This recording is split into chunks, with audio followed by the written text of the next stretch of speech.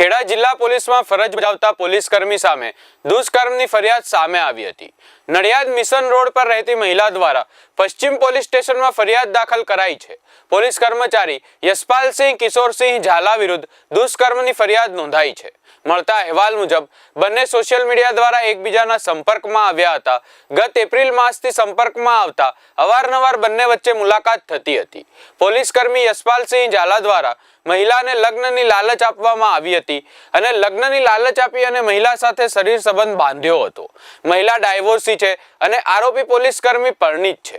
સમગ્ર મામલે ગુનો નોંધી આરોપીની અટકાયત કરવામાં આવી છે। નડિયાદ ટાઉનના મિશન રોડ ખાતે રહેતા એક મહિલા ને પોલીસમાં નડિયાદ પશ્ચિમ પોલીસ સ્ટેશનમાં ફરિયાદ આપેલી છે।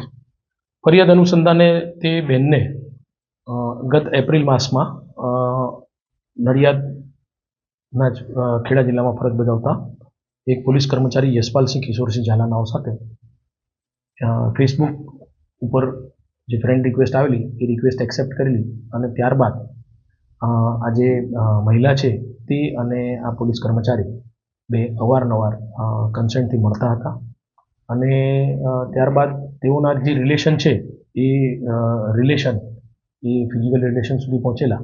તેમાં મહિલા દ્વારા કહેવામાં આવેલું છે કે તેમને આ લગ્ન બાબતની એક પ્રલોભન આપવામાં આવેલું અને તે અનુસંધાને તેની સાથે રિલેશન રાખવામાં આવેલા।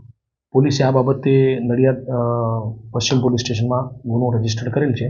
BNS કલમ 69 અને 351 મુજબનો ગુનો રજીસ્ટર કરી આરોપીને અટક કરવામાં આવ્યો છે।